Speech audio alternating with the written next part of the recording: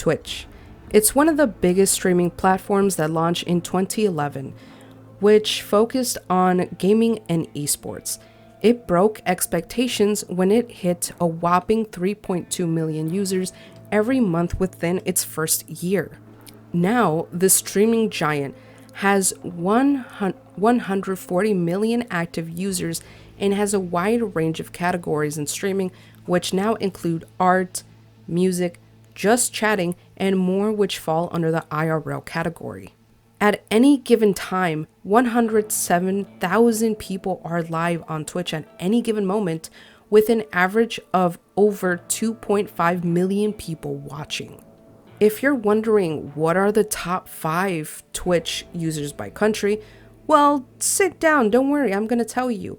According to backlinko.com, the 5 countries that bring the largest percentage of viewership are the USA with 20.83, Germany with 7.11, Korea with 4.53, Russia with 4.30, and last but not least, France with 4.11%. With all those numbers, it's obvious that during the Twitch data leak of October 2021, all the payouts were released. From August 2019 to October of 2021, the top Twitch streamers earned a $9.6 million during that time frame. And honestly, those numbers make me want to consider having a hot tub stream.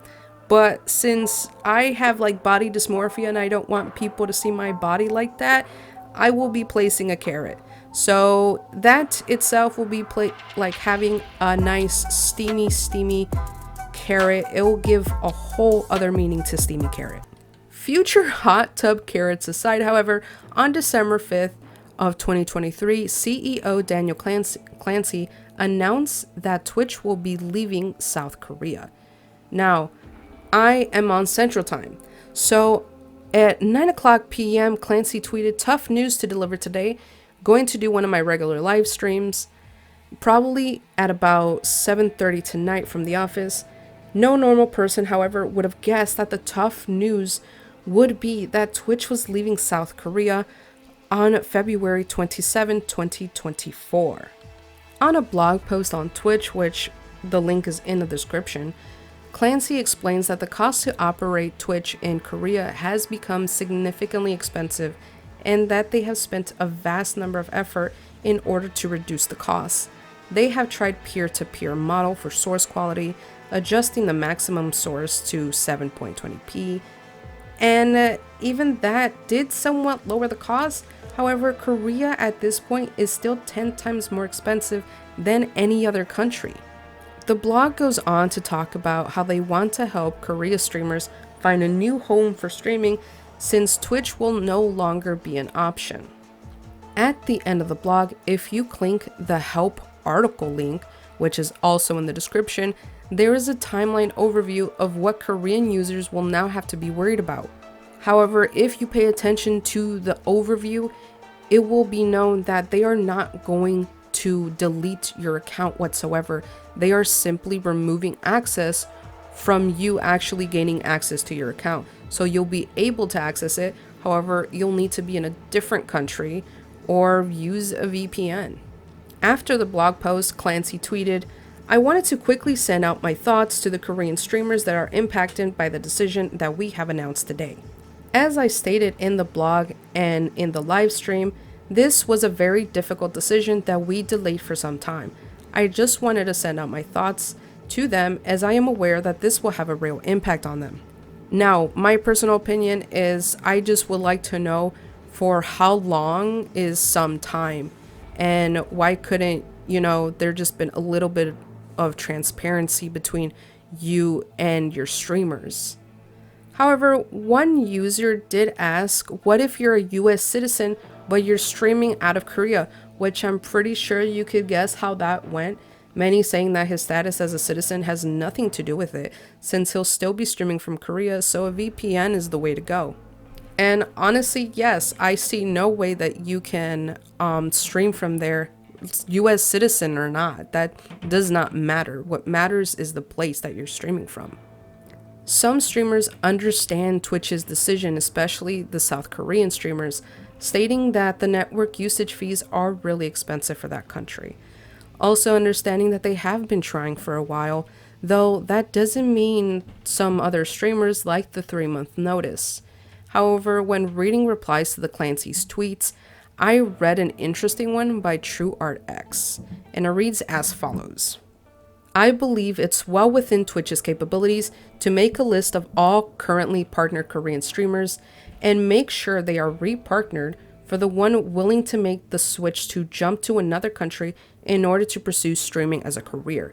Do that to show you care. Now, I couldn't find the exact number of partnered Korean streamers through streamscharts.com, but I don't think it's a small number of people. Not to mention that many people would not want to leave their family.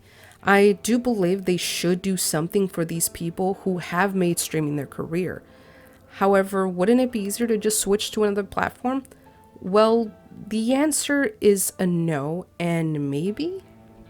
According to a post made on r/livestreamfail, user Kruger81 posted on December 6, 2023, that Twitch streamer Korean Auntie started streaming on Kick after Daniel Clancy broke the news. However, users Sing853 and Yotsona, which I hope I am pronouncing correctly, both mentioned that sooner or later, the same issue will happen with Kick once the numbers of Korean streamers start to grow to a large amount. User Yotsuna stating that they will eventually have to eat the costs the way that Twitch has been doing. It seems as though there will be a temporary home in Kick, but as I just said, it's only temporary. But what if they move over to YouTube? YouTube, after all, is everywhere. According to a site called Zuru.com, YouTube is not blocked in South Korea. In fact, it's like in Singapore, where YouTube isn't banned, it's just not available. It has to do with the different laws and regulations involving internet usage. So even though like it's available in the US, it's in Korea, it's not, essentially. This is why a VPN is important in South Korea. So maybe YouTube is the best way. And if they don't want to use a VPN in order to go over to YouTube, then they really only have one other option that is very similar to Twitch, and that is Africa TV. Now, again, I hope I pronounced it correctly. It was founded in 2006, and it's known for its gaming community, but they do have IRL content like mukbangs and chatting and more. Now, as you see on the screen, I did see if I can easily access this website, and yes, you can go to your browser right now, plug it in there, and right away you will be met with different things. And they even have their own specific category for esports, saying and having the teams on the side. I honestly think that is a really cool feature that Twitch doesn't have, but that's just me. Cool features aside, however, you still need to actively promote that you will now be moving on there.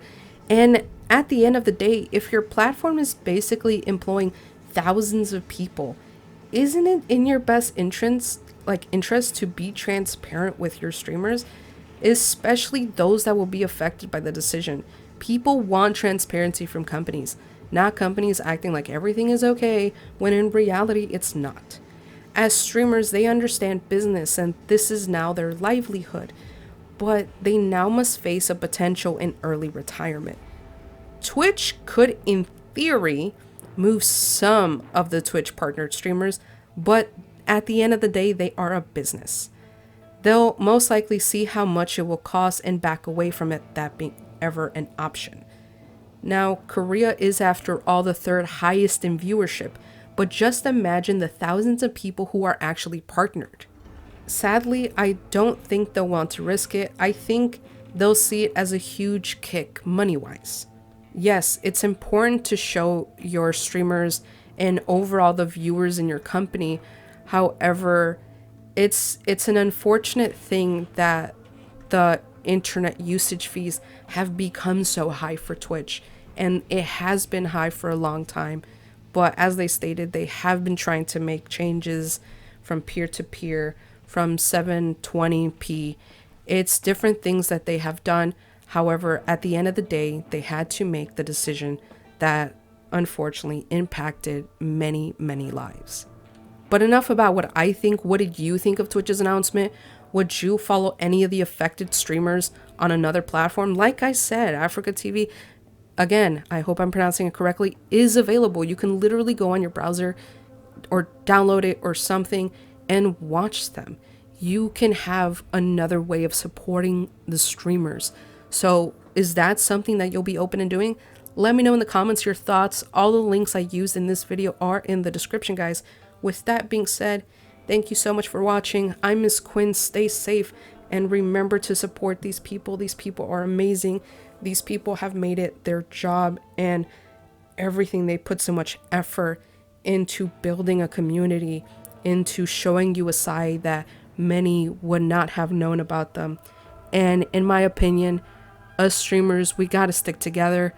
If you see a streamer that you do like, that you do want to keep following, unfortunately after Twitch has now moved away, follow them, promote their channel, help promote their channel on their new platform, or just help them out, because after all, we're in this together as a gaming community.